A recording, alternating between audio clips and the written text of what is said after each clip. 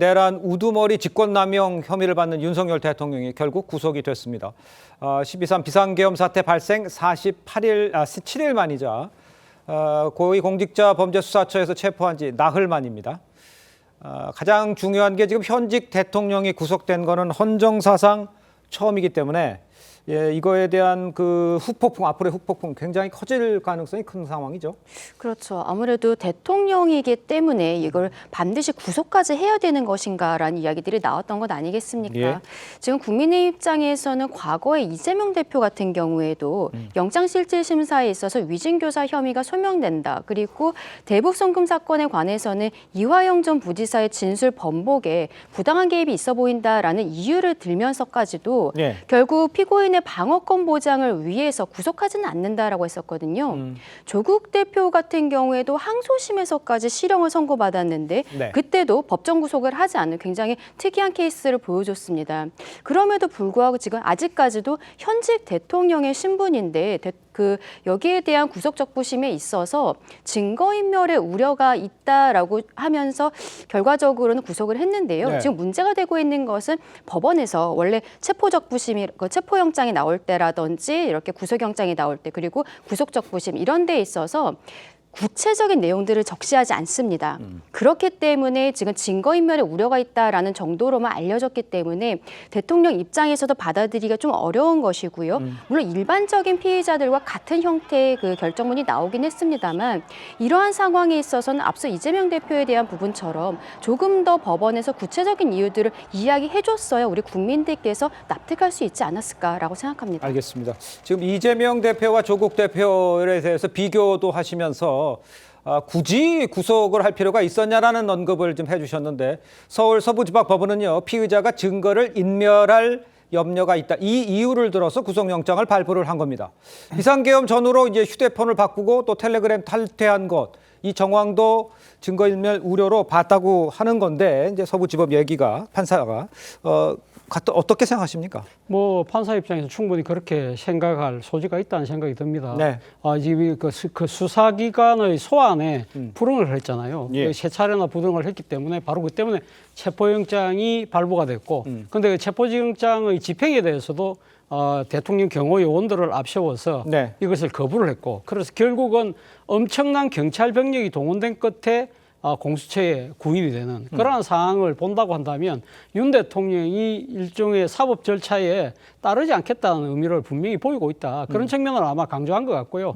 굳이 판사가 이 지금 발부를 하면서 이야기를 안 했지만 저는 혐의가 나름대로 소명됐다는 부분도 아마 지금 애둘러서 이야기를 하고 있는 것이 아닐까라는 생각이 듭니다. 알겠습니다. 왜냐하면 예. 현직 대통령이 사실 이 지금 헌정사상 처음으로 구속이 되는 상황인데 문제는 그 혐의 자체가 내란의 우두머리거든요. 이 사안 자체가 너무너무 엄중한 상황인 것이고 그리고 또 하나는 사실 전례가 없는 상황이잖아요. 네. 지금 어떻게 보면 현직 대통령이 다른 혐의도 아니고 불소추 특권이 면제되는 내란의 혐의로 이렇게 구속영장이 청구된 상황이라고 한다면 아마 이 여러 가지 파장들을 생각했을 때라도 이 현 상황을 조기에 빨리 단죄하는 것이 낫다는 알겠습니다. 판단을 아마 법원에서 내렸지 않나 하는 생각이 듭니다. 알겠습니다. 그런데 이제 좀 안을 좀 들여다 보면 혹시 윤 대통령이요 혐의를 좀 부인을 하면서 조금 전에도 차교수께서 언급을 해줬습니다만 수사에 좀 처음부터 좀 협조적이었다면 상황이 어땠을까 이런 생각을 하는 분들도 계시고요. 법원이 이제 발부한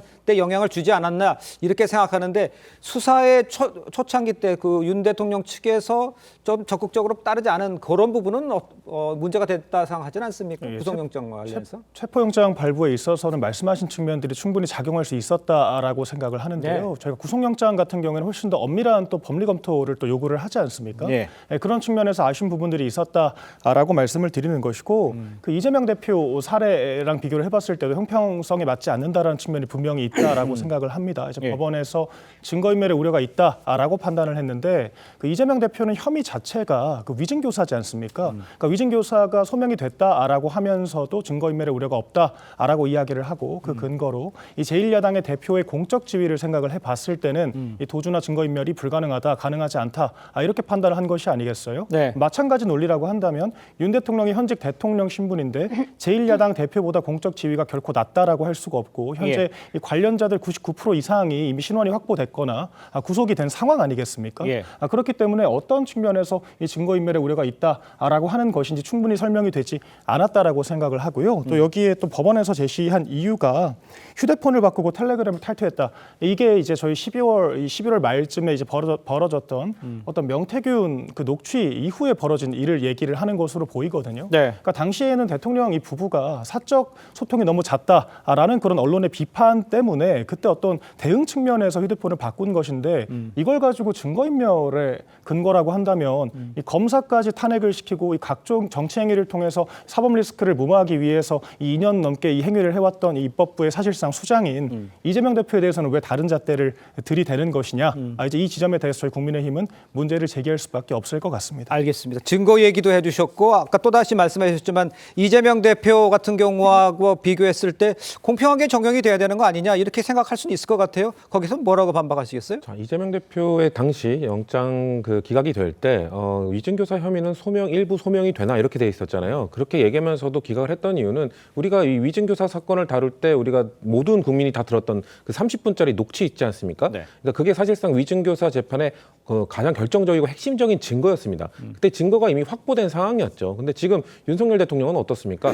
윤석열 대통령의 비상계엄, 위헌위법적인 비상계엄과 관련돼서 지금 공동의 정범들, 중요 임무 종사자들이 줄줄이 구속되고 기소되는 과정 속에서 그 사람들이 증언한 내용에 대해서 윤석열 대통령 측이 전면으로 부인하고 있거든요. 그러면은 이거에 대해서는 그 사전에 뭐 통화를 했다든지 아니면 메신저를 주고받았다든지 아니면 뭔가 메모를 남겼다든지 이런 것들이 저는 핵심적인 증거라고 봅니다. 근데 지금 사실 소환 조사에 불응한 것뿐만 아니라 대통령 관저와 대통령실에 대한 압수수색도 불허했거든요. 그렇기 때문에 그런 증거들을 하나도 협조하지 않고 소환조에서도 불응했기 때문에 저는 여전히 증거인멸의 우려가 있는 것이다. 그렇기 때문에 법원이 구속영장을 발부한 것이다라고 보고 있는 것이고요. 저는 대통령이 현직 대통령이기 때문에 소환 조사에도 어느 정도 응하고 압수수색에도 협조를 했다면 구속 수사까지는 가지 않았을 거라고 생각합니다. 하지만 방금 말씀드린 것처럼 이 결정적 증거가 있을 수도 있는 관저, 대통령실에 대해서 압수수색이나 이런 것들 다 불허했기 때문에 결국은 증거인멸의 우려가 여전히 남아있다는 판단 하에 구속영장이 좀 발부된 거라고 관련자가 전부 다 구속돼 있는 상태에서도 증거인멸 우려가 있다고 보시는 그럼요. 거예요? 왜냐하면 지금 관련자들 이외에 대통령이 그 사령관들 이외에 다른 사람들과 또 계엄에 대해서 소통을 나눴을지 알 수 없는 부분입니다. 그런 것들은 다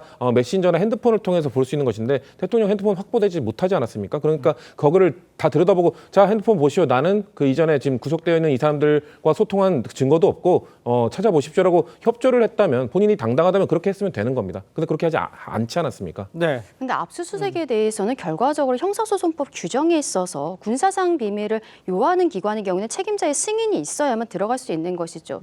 영장이 영장을 발부받는 조건이 아니라 영장을 집행하는 조건 그렇게 보아야 합니다. 그런데 여기에 대해서 과거에도 박근혜 전 대통령의 경우에 청와대에 대한 압수수색도 역시 당시에도 이루어지지 않았습니다. 그러면서 임의 제출의 형태로 나간 부분들이 있는데요.